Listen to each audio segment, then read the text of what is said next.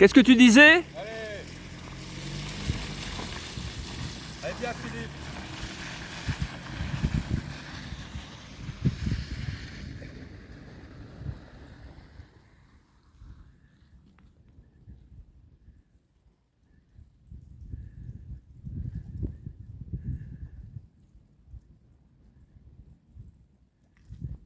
Vous êtes ici à la célèbre scierie Monat.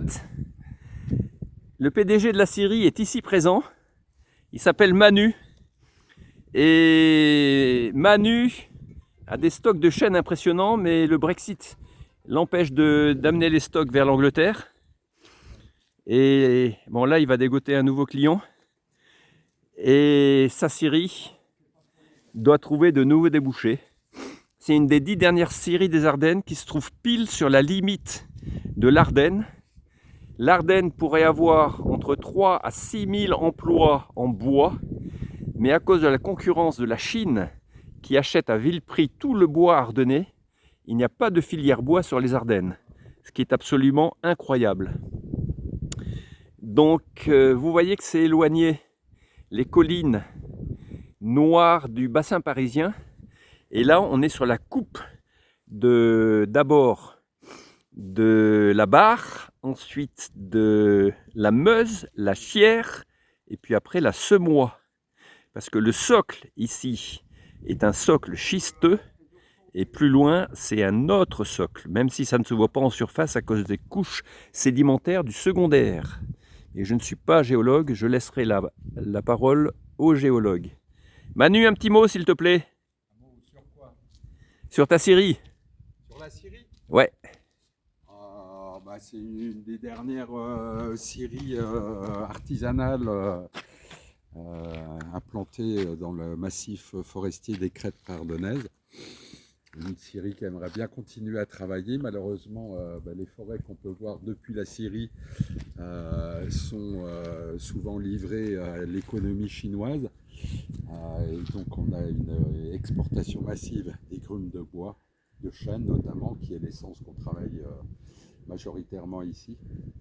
Et donc on se retrouve en pénurie d'approvisionnement parce que les Chinois achètent la matière première beaucoup plus cher que nous, on est capable de le faire. Voilà. Et toi, tu refuses maintenant?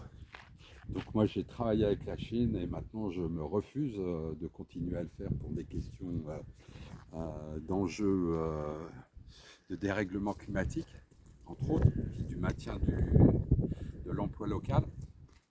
Voilà, donc... Alors j'ai lu un rapport du Conseil économique et social qui dit qu'on pourrait créer plus de 3000 emplois, et je crois que toi tu es monté à 5000 voire plus. Comment ça se fait qu'on ne puisse pas créer cette filière bois dans les Ardennes qui est caractérisée par le bois? Pour moi qui n'y connais rien, je trouve ça absolument incongru. Effectivement, si on travaillait toute la matière première qui est produite par la forêt ardennaise, si on la travaillait localement de façon artisanale ou semi-industrielle, on pourrait créer 7 à 8 000 emplois, c'est-à-dire en gros résorber le chômage dans les Ardennes. Le problème, c'est qu'on est à l'ère de la mondialisation et que la Chine fait sur les forêts européennes ce que la France a fait avec la France-Afrique, c'est-à-dire le pillage des matières premières. C'est dû simplement au fait que les flux, dans le cadre de la mondialisation, les flux de marchandises ne sont pas soumis à des taxes sur les carburants.